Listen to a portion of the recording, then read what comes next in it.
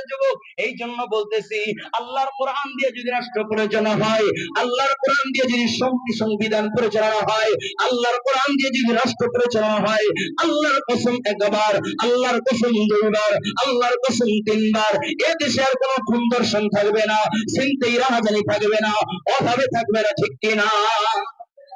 এই জন্য আল্লাহর কোরআন দিয়ে রাষ্ট্র পরিচালনা হোক, চাই কে কে? আল্লাহু আকবার। সবাই চাই, একটা তাকবীর হবে, সকলে চাই, নারে তাকবীর, সকলে চাই। আল্লাহ কবুল করেন, বলো আমিন। আরো জোরে বলো না আমিন। এই জন্য রাষ্ট্র পরিচালনা যদি ওলামায়ে কেরামের নেতৃত্ব মানার দরকার আছে কি নাই? এই জোরে বলো, আছে কি নাই? এই জন্য ওলামায়ে কেরাম যে আপনাদেরকে ডাকে, ওলামায়ে কেরামের ডাকে সাড়া দেওয়ার দরকার আছে কি নাই? আমরা বিভিন্ন সময় দেখলাম, বিভিন্ন নেতারা, আগেও দেখেছি, এখনো দেখেছি, এই যে কয়েকদিন এই যে দুর্গা পূজাকে কেন্দ্র করে একজন বলতেছে, কয়ে শেখ হাসিনা বলেছিল 10 হাত নিয়ে দুর্গা দেবী আসছে, এই জন্য দেশের ভিতরে খুব আয় উন্নতি বেড়েছে।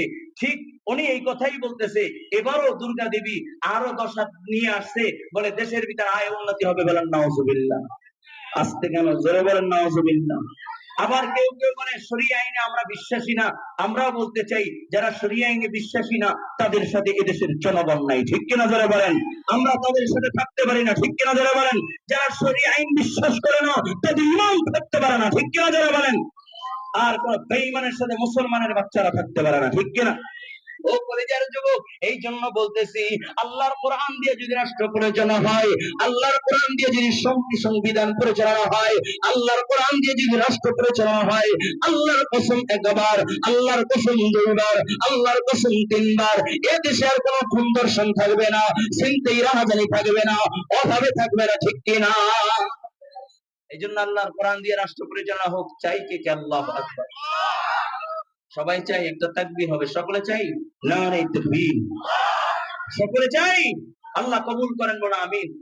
আরো জোরে বলো না আমিন। এই জন্য রাষ্ট্র পরিচালনা যদি ওলামায়ে কেরামের নেতৃত্ব মানার দরকার আছে কি নাই? এই জোরে বলো, আছে কি নাই? এই জন্য ওলামায়ে কেরাম যে আপনাদেরকে ডাকে, ওলামায়ে কেরামের ডাকে সাড়া দেওয়ার দরকার আছে কি নাই?